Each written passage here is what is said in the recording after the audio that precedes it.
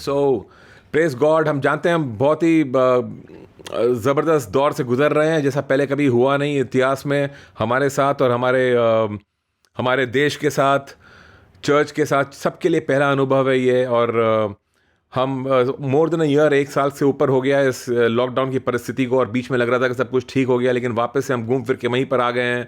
और इस बार लग रहा है कि और भी बुरा हो चुका है, एंड समझ में नहीं आ रहा कि आगे क्या होगा। But at this point of time जो परमेश्वर के हृदय में क्या है हमारे लिए, एंड दैट इज़ इम्पॉर्टेंट, और हमें जानना ज़रूरी है कि परमेश्वर क्या सोच रहा है इस वक्त, परमेश्वर क्या चाहता है, क्या उम्मीद करता है हमसे। एंड आई वांट टू से आज मैं आपसे कुछ बात करना चाहता हूँ ऑल्टर्स के बारे में, प्रभु की वेदी के बारे में। एंड अगर आप ध्यान से सुनेंगे, मन लगा करके, आप बहुत उन्नति करेंगे, बहुत आशीष पाएंगे। सो ऑल्टर्स, प्रभु की वेदी, हम पिछले कुछ हफ्तों से हम समझ रहे थे परमेश्वर को 3 अलग रूप में, तीन अलग प्रकटीकरण थे परमेश्वर के जो हमारे सामने आए। एक था यहोवा यीरे, यहोवा जायरा जिसे कहते हैं, दूसरा है यहोवा राफा, और तीसरा यहोवा शालोम।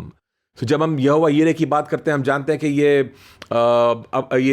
अब्राहम से जुड़ा हुआ है। अब्राहम गया था अपने बेटे का बलिदान चढ़ाने, परमेश्वर की परीक्षा ले रहे थे, और बलि चढ़ाने से पहले ही एक आवाज़ को रोकती है, और वो देखता है कि परमेश्वर कह रहे हैं उससे कि मत चढ़ा अपने बेटे को, बलि मत कर, मैंने तेरे लिए इंतज़ाम कर रखा है, एक बकरे का इंतज़ाम कर रखा है। और अब्राहम ने उस जगह का नाम रख दिया यहोवा यीरे, यानी कि यहोवा जायरा, प्रभु प्रबंध करेगा, प्रभु सब चीज़ों का प्रबंध करता है। और हम जानते हैं इस बात को, परमेश्वर का ये वायदा है हमारे लिए फिलिप्पी के 4 अध्याय 19वें वचन में, कि परमेश्वर अपने उस धन के अनुसार जो महिमा सहित मसीह यीशु में है, तुम्हारी हर घटी को पूरा करेगा। ये प्रॉमिस पे हम, ये वायदे पे हम खड़े हो सकते हैं कि प्रभु तूने वचन में कहा है कि तू हमारी हर घटी को पूरा करेगा, तू हमारा यहोवा जायरा है। और हम इस पे खड़े हो सकते हैं, और हम देख सकते हैं इसका नतीजा कि परमेश्वर वाकई में हमारी हर ज़रूरत को पूरा करेगा। ऐसे जो दूसरा था, वो दूसरा प्रकटीकरण जो था परमेश्वर का, वो था यहोवा राफा, जो परमेश्वर ने मूसा को बताया और पूरे इज़राइल देश को बताया कि देखो मैं तुम्हारा चंगा करने वाला परमेश्वर हूँ। और हम इस वायदे पर भी खड़े हो सकते हैं परमेश्वर के, कि परमेश्वर ने भजन संहिता के 103 और 3 में कहा है कि मैं तेरे सब अधर्म को क्षमा करता हूँ और तेरे सब रोगों को चंगा करता हूँ।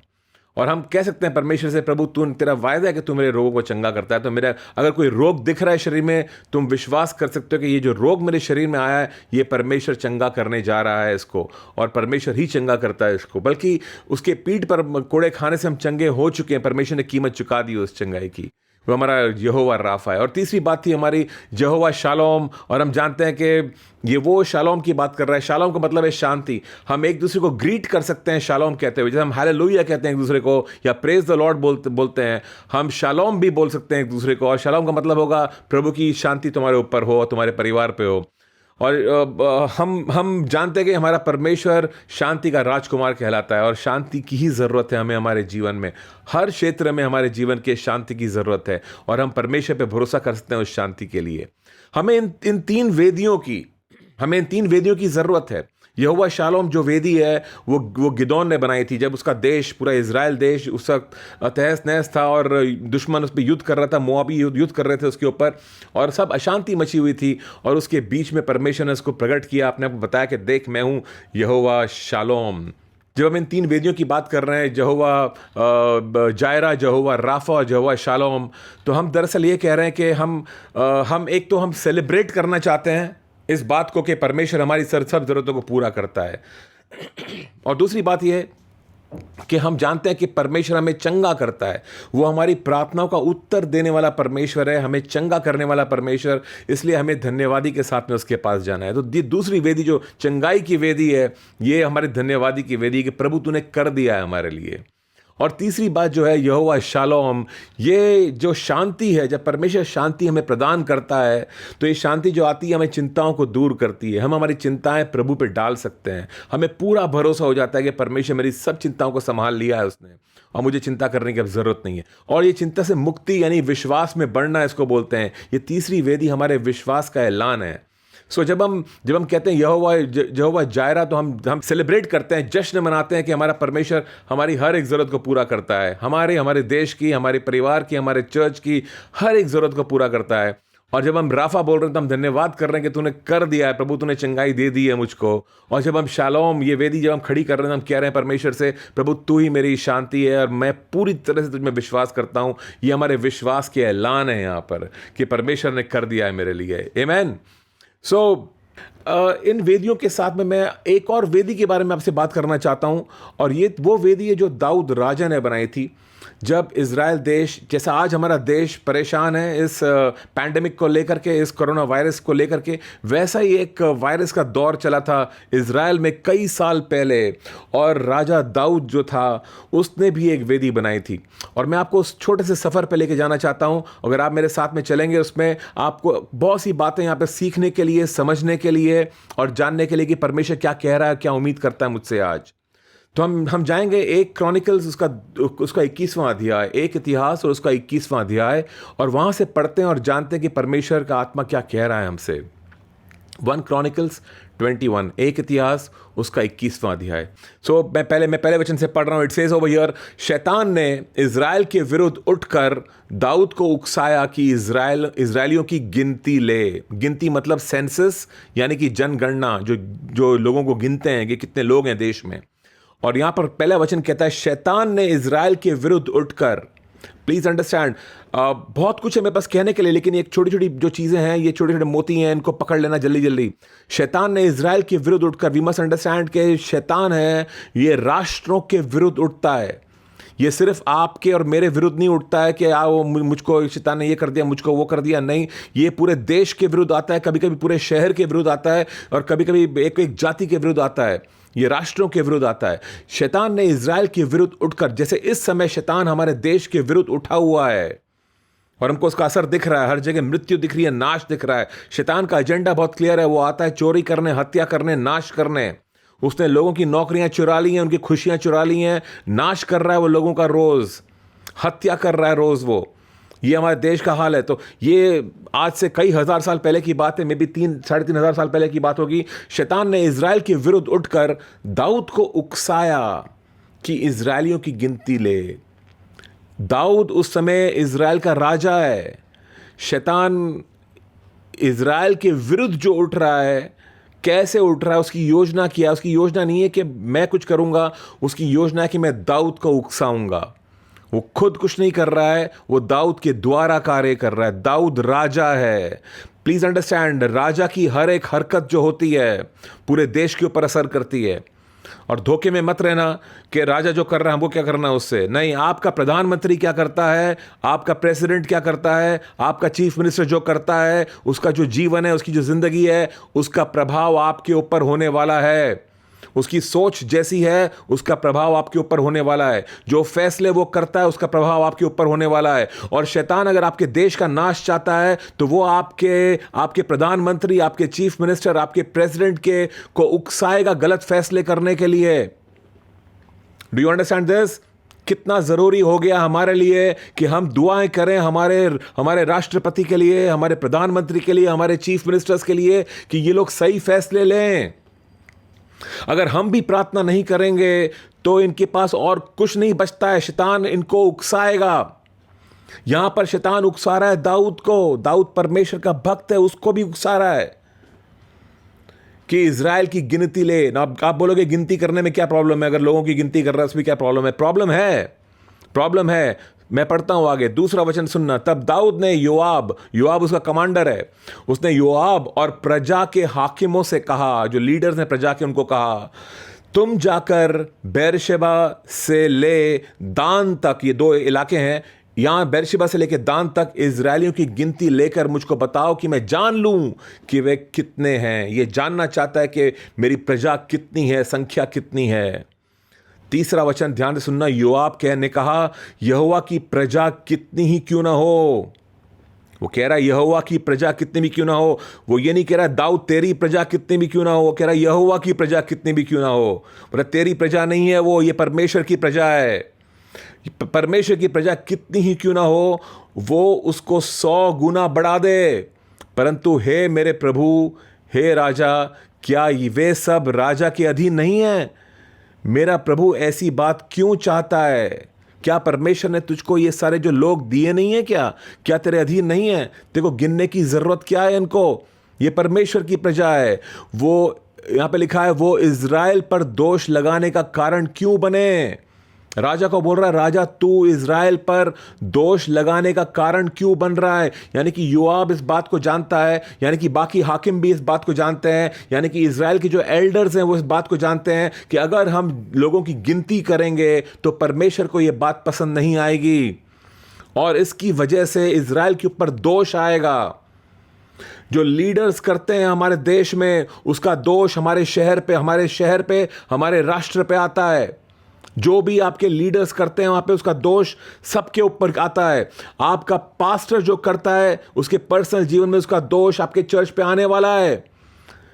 Do you understand this? आपके लीडर्स जो करते हैं उसका दोष कलीसिया के ऊपर आने वाला है।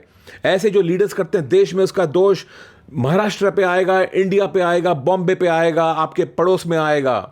लीडर्स बहुत इंपॉर्टेंट हैं और इसीलिए लीडर्स के लिए प्रार्थना करनी चाहिए। लीडर्स के ऊपर उंगलियां उठा करके उनका सिर्फ मजाक नहीं उड़ाना चाहिए, हमें उनके लिए प्रार्थना करनी चाहिए, क्योंकि जब हम उनके लिए प्रार्थना करेंगे तो वो सही फैसले लेंगे और जब वो सही फैसले लेंगे तो हम कुशल से रहेंगे। और जब हम उनके ऊपर उंगलियां उठाएंगे और मजाक उड़ाएंगे, हम उनका इंस्टेड ऑफ प्रेइंग जो हमें करना चाहिए मजाक बना देंगे या बोलेंगे तो फालतू हैं, तो बेकार हैं, तो ऐसे हैं, तो वैसे हैं, उनको नाम अजीब गरीब नाम देंगे, हम उनको गालियां देंगे उनको, तो हम खुद के ऊपर दोष बुला रहे हैं। क्योंकि शैतान को यही चाहिए कि इन लीडर्स के पास कोई ना हो इनके लिए दुआ करने के लिए, और जब कोई भी नहीं होगा इनका सहारा तो वो उनके ऊपर हमला करेगा, उनको उकसाएगा, गलत फैसले करवाएगा।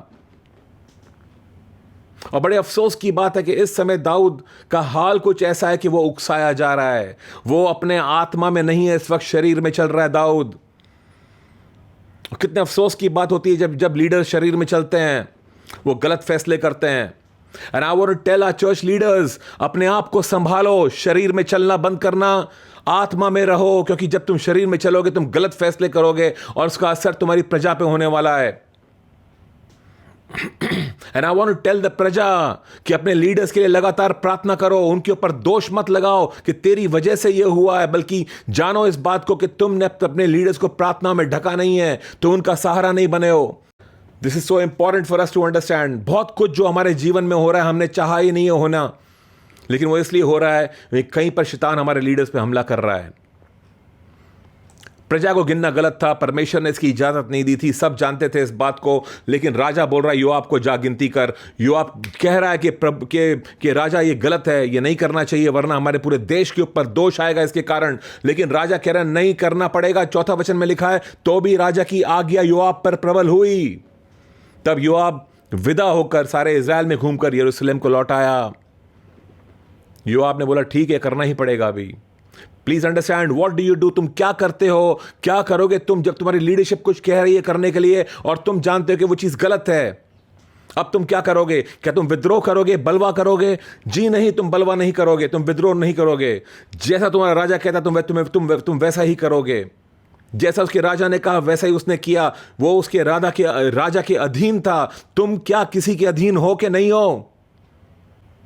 कोई है ऐसा तुम्हारे जीवन में? अगर नहीं है तो तुम बिल्कुल असुरक्षित हो। और ये लीडर जो तुम्हारे ऊपर हैं, ये तुम्हारे ऊपर अपॉइंट नहीं किए जाते हैं, तुमको इनके नीचे आना पड़ता है। ये तुम्हारा फैसला होता है कि तुम किसी के अधीन आते हो कि नहीं आते हो। जस्ट बिकॉज मैं तुम्हारा पास्टर हूं इसका मतलब ये नहीं कि तुम ऑटोमेटिकली मेरे अधीन हो। जी नहीं, अधीनता हृदय का हाल होता है। अगर तुम अधीन आओगे तो तुम अधीन हो और तुम सुरक्षित रहोगे, और अगर तुम समझते हो कि तुम सब कुछ जानते हो तो तुम अधीन नहीं रहोगे, तुम अपनी अपनी करोगे। और जब तुम अपनी अपनी करोगे तो तुम सुरक्षा के दायरे से बाहर निकल जाओगे। लेकिन यह है योआब की अधीनता। मेरा राजा गलत फैसला कर रहा है, मैंने समझा दिया उसको गलत फैसला राजा फिर भी नहीं मान रहा है। कोई बात नहीं, जो राजा बोलेगा वो मैं करूंगा अभी। दैट्स द अधीनता, इसको कहते हैं अधीनता, और यही परमेश्वर को भाती है।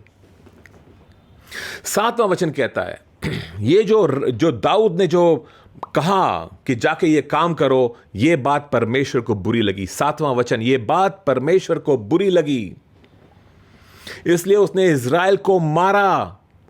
Oh my goodness, so clear cut है परमेश्वर। बाइबल ज्यादा वचनों में खेलती नहीं है, क्लियर कट है। उसको बात बुरी लगी, परमेश्वर ने बोला ये गलत काम किया है, न्याय होना ही है इसके लिए। और न्याय, परमेश्वर न्यायी परमेश्वर है, मोहब्बत करता है लेकिन न्याय भी करना पड़ता है उसको। न्यायी परमेश्वर है वो, न्याय बहुत क्लियर है, मारना पड़ेगा, गलत किया है मारना पड़ेगा, चाहे या ना चाहे करना पड़ेगा। परमेश्वर चाहतों पर नहीं चलता है, परमेश्वर भावनाओं में नहीं बह जाता है, वो अपने वचन के द्वारा चलता है। That's the best part about God. कितनी खुशी की बात है, हमारा परमेश्वर मूडी परमेश्वर नहीं है। आज मूड नहीं हो रहा, मार दो कुछ लोगों को, जी नहीं, वो कानून कायदे के अनुसार चलता है, बिल्कुल कानून और कायदे के अनुसार। और अनुग्रहकारी और दया करने वाला परमेश्वर है और मोहब्बत वाला परमेश्वर है। तो ये बात परमेश्वर को बुरी लगी, इसलिए उसने क्या किया, इज़राइल को मारा। 8वां वचन, दाऊद ने परमेश्वर से कहा, यह काम जो मैंने किया है वो महापाप है। अब उसको एहसास हुआ कि मैंने जो किया है पाप है। कभी कभी परमेश्वर को अपना न्याय उतारना पड़ता है लोगों पे, ताकि लोगों को एहसास हो कि जो वो कर रहे हैं वो गलत कर रहे हैं। सुना आप लोगों ने, कभी कभी परमेश्वर को अपना न्याय आने देना पड़ता है ताकि लोग जाने कि मैं जो कर रहा हूं गलत कर रहा हूं, वरना लोगों को अपनी गलतियों का एहसास ही नहीं होगा। आज हम हमारे देश को देख रहे हैं, आज दिख रहा है कि कहीं पर देश जाग उठ रहा है, कहीं कहीं पर। हम जब वेस्ट बंगाल का हाल देख रहे हैं, आज इलेक्शंस का जो रिजल्ट आया है, और वेस्ट बंगाल में एक पार्टी हार गई है और ममता बनर्जी फिर से जीत गई है। वहां पर दिख रहा है कि वो जो पूरा राष्ट्र है वो एक हुआ है, एक मन हुआ है। उसने कहा है नहीं, हमें वो पार्टी नहीं चाहिए, हमें ये पार्टी ही चाहिए। जाग रहे हैं वो, अंधाधुनी वोट नहीं डाल रहे हैं किसी को भी। और मैं कहना चाहूंगा कितने मसीह लोगों को ये बात समझना जरूरी है कि एक हमारी जिम्मेदारी है, हम किसको अपॉइंट करते हैं, किसको लिए हम वोट करते हैं। मैं जानता हूं कि कई मसीह लोग हैं जिन्होंने वोट ही नहीं डाला है अपना, जो वोट ही नहीं करते हैं, उनको जिम्मेदारी का एहसास ही नहीं है, उनको इस बात का एहसास ही नहीं कि मैं जिसको मैं वोट कर डाल रहा हूं, मैं मेरी जिम्मेदारी को पूरा कर रहा हूं और इस जिम्मेदारी का फल मुझको मिलेगा। दाऊद को एहसास हुआ कि जो काम मैंने किया महापाप है, महापाप है। उसको अब एहसास हुआ, न्याय आने के बाद में एहसास हुआ, वरना एहसास नहीं था उसको। योआब ने उसको समझाया मत कर, तब भी एहसास नहीं था। कभी कभी हमारे कान ऐसे हो जाते हैं कि हम सुन ही नहीं पाते सत्य की बातों को, हमारा मन अलग ही लगा होता है। दाऊद का मन इस वक्त वो एक गुरूर में, घमंड में चल रहा था। वो खुद को खुश करना चाहता था कि मेरे कितने लाख लोग हैं मेरे राज्य में। वो सिर्फ जानना चाह रहा था कि कितनी बड़ी मेरी प्रजा है, अपने खुद को खुश करना चाह रहा था। परमेश्वर को ये जरा भी पसंद नहीं था। 11वां वचन, तब गाद एक भविष्यद्वक्ता का नाम है, गाद ने दाऊद के पास जाकर उससे कहा, यहोवा यूं कहता है कि जिसको तू चाहे उसे चुन। अब उसको परमेश्वर 3 ऑप्शन दे रहा है। 12 वचन, या तो 3 वर्ष का अकाल पड़े, या 3 महीने तक तेरे विरोधी तुझे नष्ट करते रहें और तेरे शत्रु का तलवार तुझ पर चलती रहे, या 3 दिन तक यहोवा का तलवार चले, अर्थात मरी देश में फैले, और यहोवा का दूत इजरायली देश में चारों ओर विनाश करता रहे। अब सोच कि मैं अपने भेजने वाले को क्या उत्तर दूं। गाद बोल रहा है, बता कि मैं परमेश्वर को क्या उत्तर दूं, तेरा उत्तर क्या है। 3 ऑप्शन दिए उसको, तेरी सजा ये है दाऊद, या तो तेरे देश में 3 वर्ष का अकाल पड़ेगा, या तो इस हरकत की वजह से 3 महीने तक तेरे शत्रु तेरे पीछे तलवार लेकर पड़े रहेंगे, या फिर 3 दिन तक परमेश्वर का तलवार तेरे विरुद्ध चलेगा, यानी कि एक मरी आएगी जैसे ये वायरस आया हुआ है। 3 ऑप्शन है, तुझे क्या चाहिए। दाऊद क्या चुनता है, क्या लगता है आपको दाऊद क्या चुनता है? दाऊद बोलता है 3 वर्ष का अकाल तो मेरे देश का बहुत बुरा हाल हो जाएगा, 3 वर्ष का अकाल हम लोग बर्दाश्त नहीं कर पाएंगे। 3 महीने शत्रुओं की तलवार, बोलता है नहीं, दुश्मन के हाथों में पड़ने से बेहतर है कि मैं परमेश्वर के हाथों में पड़ूं, परमेश्वर कम से कम रहम तो कर देगा। वो तीसरा ऑप्शन चुनता है, 3 दिन तक यहोवा की तलवार को चुनता है, यानी कि वो मरी को चुनता है, वो वायरस को चुनता है। बोलता है मेरे को ये वायरस चलेगा 3 दिन का जो परमेश्वर की ओर से आ रहा है, लेकिन दुश्मन के हाथों में नहीं गिरना है मुझको। दुश्मन बेरहम है, परमेश्वर रहम दिल है। 3 दिन की जो मरी है शायद 2 दिन में भी खत्म कर देगा परमेश्वर, रहम दिल है। It's better to fall in his hands. 14 वचन में लिखा है, तब यहोवा ने इज़राइल में मरी फैलाई और इज़राइल में 70,000 पुरुष मर मिटे। कितने हजार पुरुष? 70,000 पुरुष मर मिटे। आप सोच सकते हो कि इज़राइल का हाल क्या था उस समय। रोज गिनती हो रही थी, आज कितने मरे, आज इतने मरे, अगले दिन अरे आज इतने मरे, अरे आज इतने मरे। 70,000, 3 दिन में 70,000 मर गए हैं। एक एक दिन में 20-20, 25-25 हज़ार लोग मर रहे हैं। कैसे मर रहे हैं? एक मरी फैली हुई है। किसने उस मरी को फैलने दिया है? परमेश्वर ने फैलने दिया है। क्यों फैलने दिया है? परमेश्वर न्याय कर रहा है। क्यों न्याय कर रहा है? क्योंकि किसी ने कहीं पर कुछ तो गड़बड़ की है, और वो लीडरशिप के लोग हैं, और उन लीडरशिप के लोग जो करते हैं उसका असर देश के ऊपर होता है, क्योंकि देश ने ही उन लीडरशिप के लोगों को अपॉइंट किया। वहां पे देश ने चुना उनको कि हमको ये चाहिए। प्रभु ने बोला ये चाहिए ना, ठीक है ले लो इसको। अब देखो ये लोग क्या करते हैं, तुम्हारा हाल क्या करते हैं। ये लोग गलत फैसले करेंगे और देखो क्या होगा, तुम्हारे ऊपर न्याय आएगा। दाऊद गलत लीडरशिप नहीं थी, दाऊद सही लीडरशिप थी, सही को चुना था, लेकिन वो सही भी गलत गया कहीं ना कहीं, और उसका असर भी हुआ लोगों के ऊपर। इट्स सो इंपॉर्टेंट हमारे लिए कि हम हमारे लीडरशिप के बारे में सोचें ध्यान से। हम कौन से देश में रहते हैं, इसके लीडर्स कौन हैं, इससे फर्क पड़ना चाहिए हमें। क्यों? क्योंकि इसका नतीजा हमारे परिवारों में दिखने वाला है, इसका नतीजा हमारे बच्चों में दिखने वाला है, हमारे पड़ोस में, हमारे बुजुर्गों पर दिखने वाला है, इसका नतीजा हमारे घर तक आने वाला है। It's important to pray church, it's important to pray. Important, जरूरी है प्रार्थना करना, और परमेश्वर के वचनों के अनुसार प्रार्थना करना जरूरी है। So now what happens? सब गड़बड़ हो गई है। 70,000 लोग मर चुके हैं। दाऊद के गलत फैसले से दाऊद को एहसास हुआ कि मैंने गलत किया है। 18 वचन, तब यहोवा के दूत ने गाद को दाऊद से यह कहने की आज्ञा दी कि दाऊद चढ़कर यबूसी ओरनान के खलियान में यहोवा की एक वेदी बनाए। परमेश्वर कह रहा है, उसने अपने दूत को भेजा गाद के पास। गाद के पास क्यों भेजा? दाऊद शरीर में चल रहा है। गाद परमेश्वर का सेवक है। गाद के कान लगे हुए हैं परमेश्वर की ओर। अगर आपके कान परमेश्वर की ओर लगे हुए हैं तो परमेश्वर आपसे बात करेगा। आप कोई भी क्यों ना हो, छोटे से छोटे व्यक्ति क्यों ना हो, अगर आपके कान लगे हुए हैं परमेश्वर के पास तो परमेश्वर आपका इस्तेमाल करेगा राजाओं से बात करने के लिए, बड़े लोगों से बात करने के लिए वो आपका इस्तेमाल करेगा। गाद का इस्तेमाल कर रहा है परमेश्वर। दाऊद भी तो उसी का आदमी है। दाऊद से डायरेक्ट बात कर सकता है परमेश्वर। बोलता है नहीं, शरीर में चल रहा है यह बंदा, इससे बात नहीं करूंगा मैं अपने आदमी से बात करूंगा जो इसके कान मेरे ऊपर ट्रेंड हैं। तब यहोवा के दूत ने गाद को दाऊद से यह कहने की आज्ञा दी कि दाऊद चढ़कर यबूसी ओरनानी, एक यबूसी आदमी है, यबूसी जाति का एक आदमी है, उसका नाम है ओरनान, वो ओरनान के खलियान में यहोवा की एक वेदी बनाए। परमेश्वर बोल रहा है ओरनान के खलियान में यहोवा की एक वेदी बना। 22 वचन तक, दाऊद ने ओरनान से कहा इस खलियान का स्थान मुझे दे दे कि मैं इस पर यहोवा की एक वेदी बनाऊं।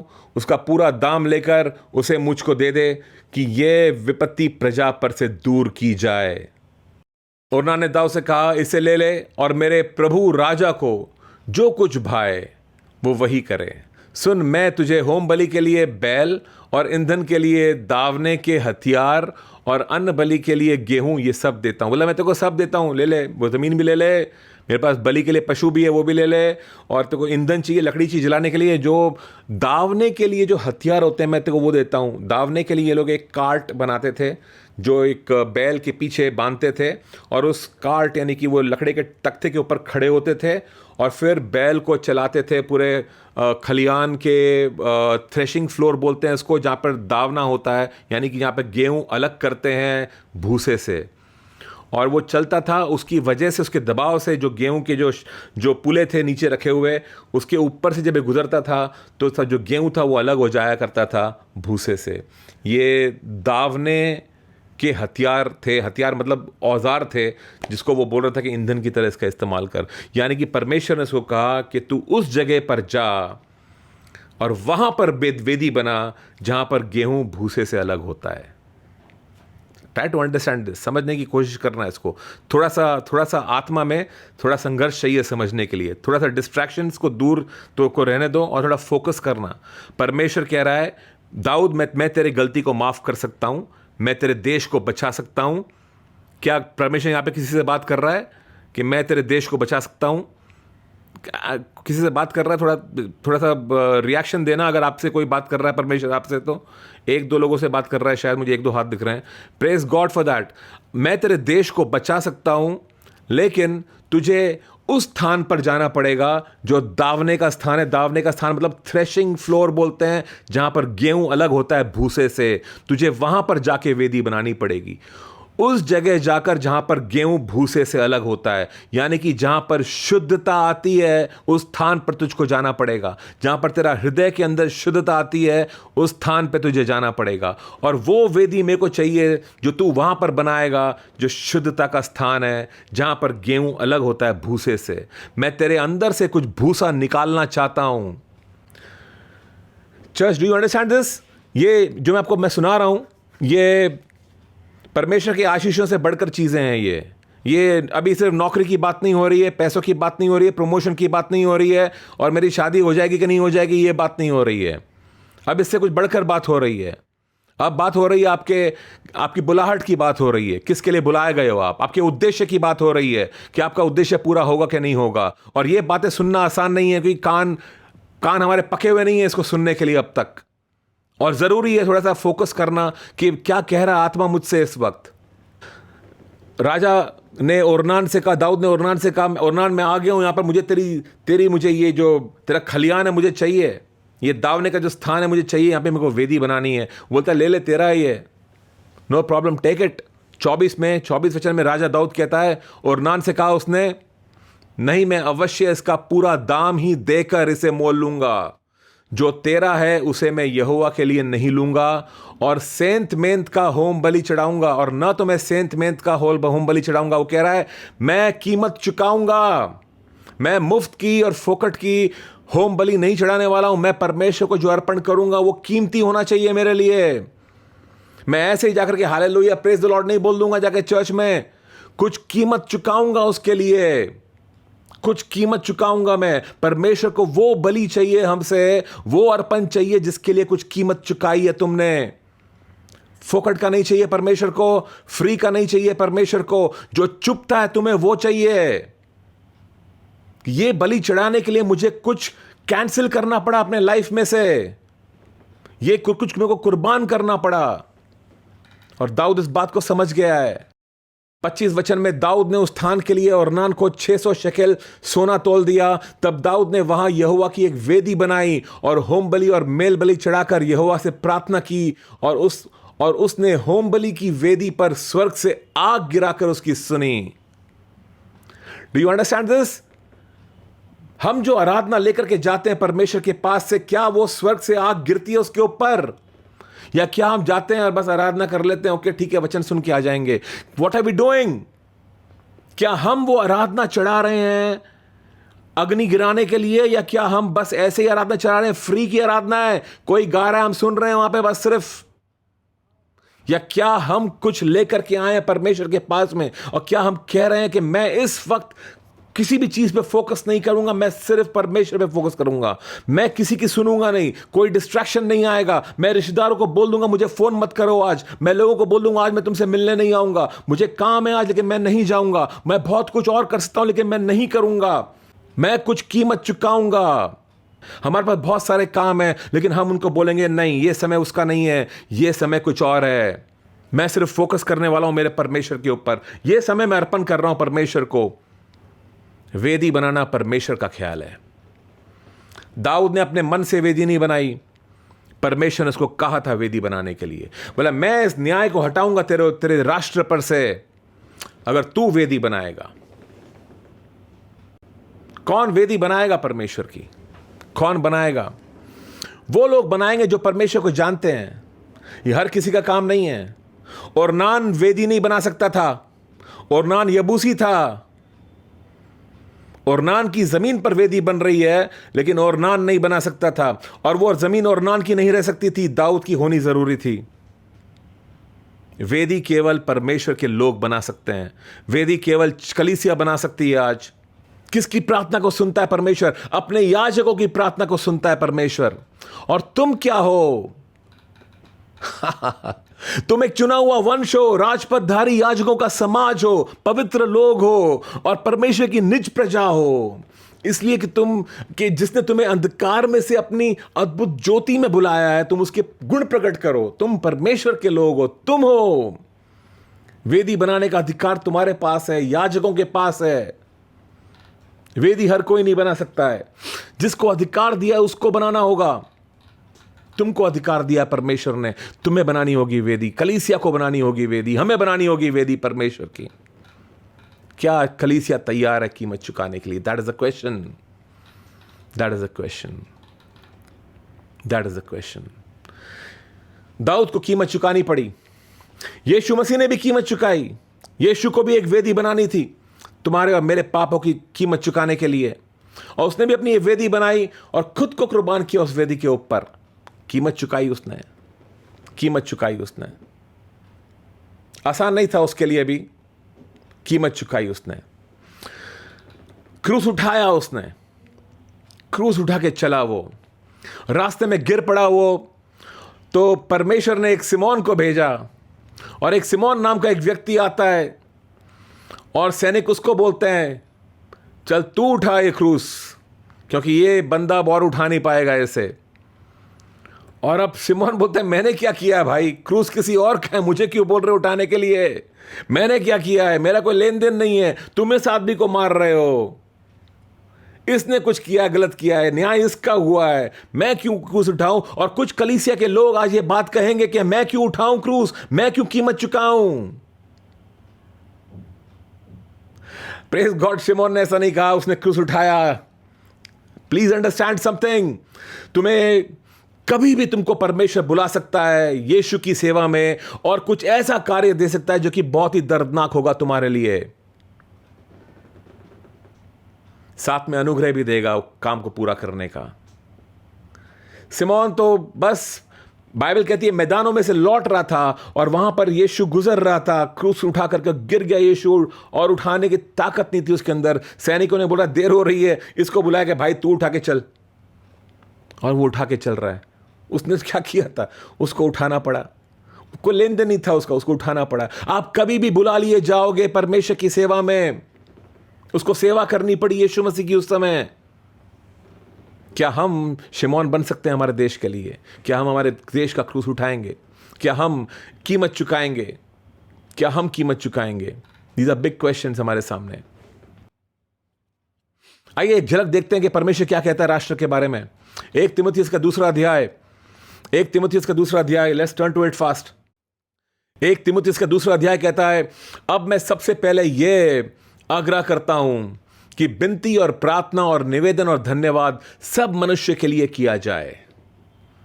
पहले तो पौलुस कह रहा है तिमुथी को कि मैं तो ये बात समझाता हूं कि विनती और प्रार्थना और निवेदन जो हैं सब मनुष्य के लिए किए जाएं, धन्यवाद के साथ सब मनुष्य के लिए किए जाएं। दूसरे वचन में वो कहता है, राजाओं और सब ऊंचे पद वालों के निमित्त, इसलिए कि हम विश्राम और चैन के साथ सारी भक्ति और गंभीरता के साथ जीवन बिताएं। वो कह रहा है प्रार्थना, निवेदन और धन्यवाद किसके लिए करो? राजाओं और सब ऊंचे पद वालों के लिए करो। आपके प्रधानमंत्री के लिए करो, आपके चीफ मिनिस्टर के लिए करो, आपके एमपी एमएलए के लिए करो। दुआएं करो उनके लिए। क्यों? ताकि आप विश्राम और चैन के साथ सारी भक्ति के साथ जी सको। आज क्या छिन गया है? हमारा विश्राम छिन गया है। आज हमारी शांति छिन गई है। हमारी भक्ति के ऊपर हमला हो चुका है। आज हम मिल करके आराधना नहीं कर पा रहे हैं। अपने देश के मंत्रियों के लिए दुआ किया करो कि उनको समझ और बुद्धि मिले परमेश्वर की, परमेश्वर का भय हो उनके अंदर। कितना अच्छा होता अगर ये बुद्धि उनको पिछले साल मिल गई होती कि एक सेकंड वेव आने वाला है, उसकी तैयारी हम पहले से कर लेते हैं। और अभी उनको ये बुद्धि मिल जाए कि एक तीसरा वेव भी आ सकता है, उसकी अभी से हम तैयारी कर लें। कितना अच्छा होगा अगर ये बुद्धि मिल जाए। I want to tell you something, Bible कहती है परमेश्वर का भय समझ और बुद्धि की शुरुआत है। परमेश्वर का भय समझ और बुद्धि की शुरुआत है। जब परमेश्वर का भय नहीं है तो क्या बुद्धि होगी तुम्हारे अंदर? हमारी प्रार्थना ये होनी चाहिए कि परमेश्वर का भय बढ़ता जाए हमारे देश में। परमेश्वर का भय। आजकल चतुराई बढ़ रही है, परमेश्वर का भय नहीं बढ़ रहा है। That's a problem. रोमियो का 13:1 और 2 कहता है, हर एक व्यक्ति शासकीय अधिकारियों के अधीन रहे, क्योंकि कोई अधिकार ऐसा नहीं जो परमेश्वर की ओर से न हो। सुन लो इस बात को ध्यान से। हर एक व्यक्ति शासकीय अधिकारियों के अधीन रहे। शासकीय अधिकारी कौन है? आपके जितने भी मंत्री हैं, जितने भी आईएएस ऑफिसर्स हैं और जितने भी पुलिस के लोग हैं और बीएमसी के लोग हैं, ये शासकीय अधिकारी हैं। बाइबल कह रही है इनके अधीन रहो, क्योंकि कोई अधिकार ऐसा नहीं है जो परमेश्वर की ओर से नहीं है। जो भी पार्टी पावर में आई है वो परमेश्वर की ओर से है। वे परमेश्वर के ठहराए हुए हैं। बाइबल कह रही है, मैं नहीं कह रहा हूं। और आपको पसंद आए या ना आए, बाइबल बदलने वाली नहीं है। बदलना केवल आपके हृदय को है। दूसरा वचन कहता है, इसलिए जो कोई अधिकार का विरोध करता है वो परमेश्वर की विधि का सामना करता है, और सामना करने वाला दंड पाएगा। Don't do that. योआब ने विरोध नहीं किया। योआब ने समझाया कि भाई ये बात गलत है। राजा नहीं समझा, बोला ठीक है, जैसी आपकी मर्जी। क्यों प्रार्थना करें? क्योंकि परमेश्वर कहता है जिस नगर में तुमको बंदी करा के भेज दिया है उसके कुशल के लिए यत्न किया करो, और उसके हित के लिए यहोवा से प्रार्थना किया करो। हमारे देश के हित के लिए यहोवा से प्रार्थना किया करो, ये बाइबल कहती है यिर्मयाह के 29 और 7 में, क्योंकि उसके कुशल में तुम्हारा कुशल है।